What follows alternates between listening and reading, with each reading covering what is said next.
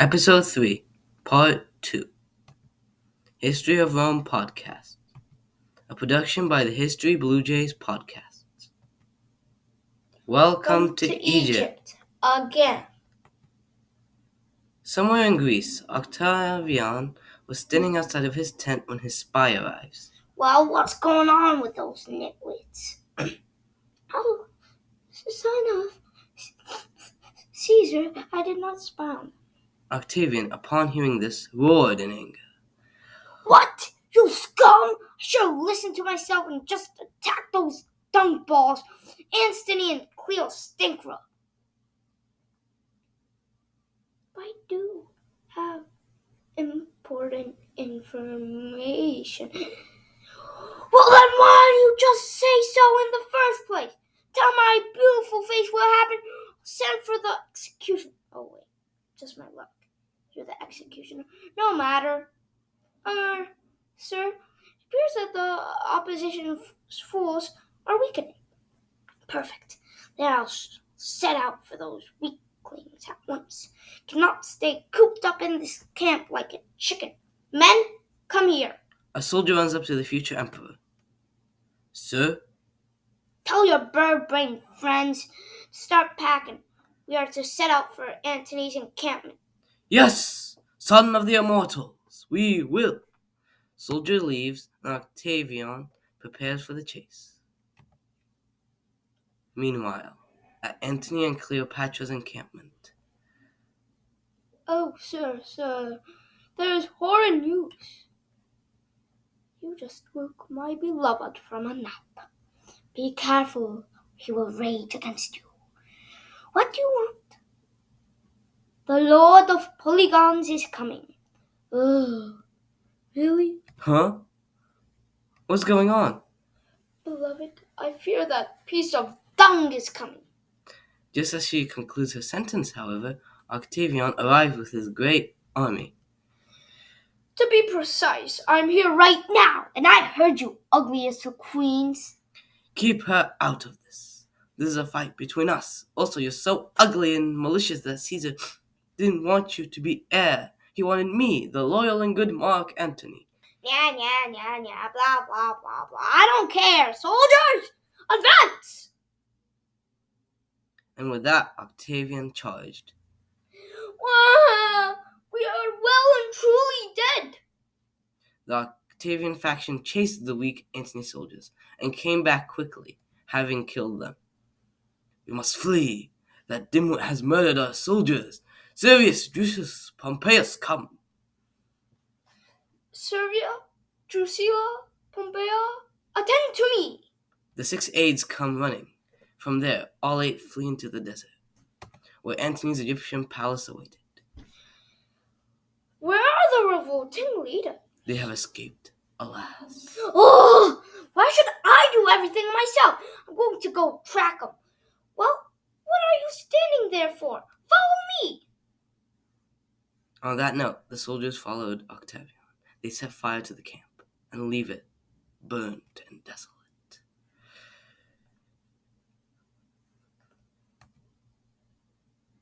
In Antony's palace, there were only a handful of slaves and servants.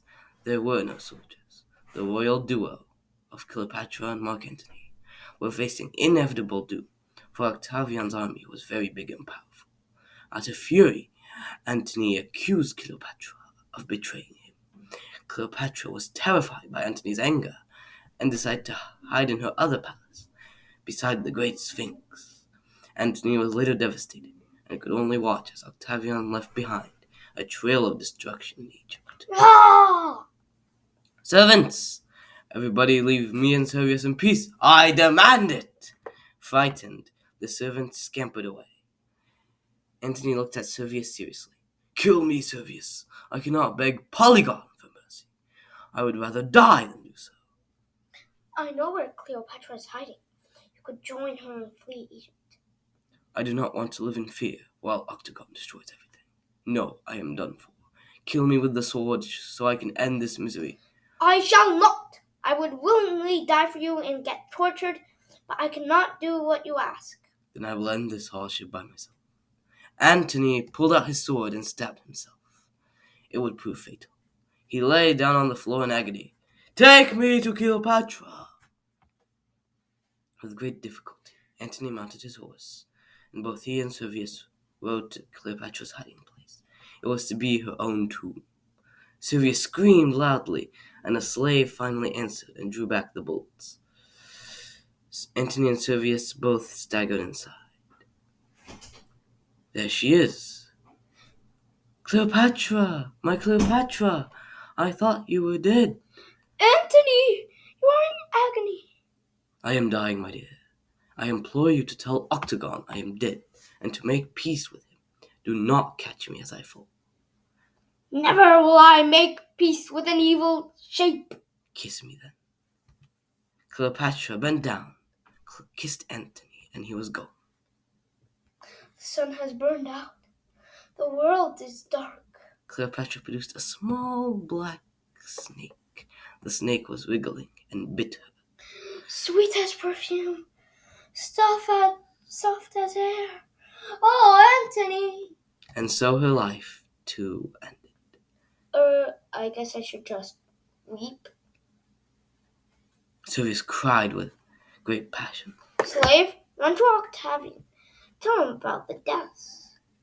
The slave runs off, and Servius is left alone. Octavian sees a messenger approaching his camp running. Honorable Octavian, of the most esteemed and respected gentleman in the land, I hereby get on with it. Yes, sir. I hereby bring you the news that Antony and Cleopatra are dead. Octavian is stunned. Well, I never. Cleopatra begs me to make peace with you. Well, is that right? It is indeed, sir. What is your noble answer? No, thank you. Servius says that. Who in the world is that? My master, sir. Oh, what does he want you to tell me? That it is time to end episode 3, part 2. Right. And it ends up with me as emperor. Yes! But we still have to do the credits. All right. The History of Rome, Episode 3, Part 2. A podcast by Mohammed and Ibrahim S.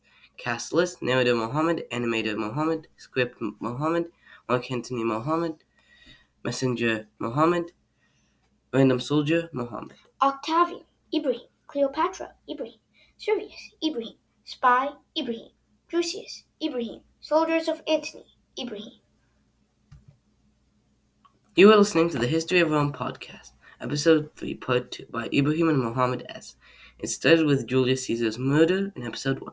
We hope you enjoyed this podcast. This is the finale of History of Rome.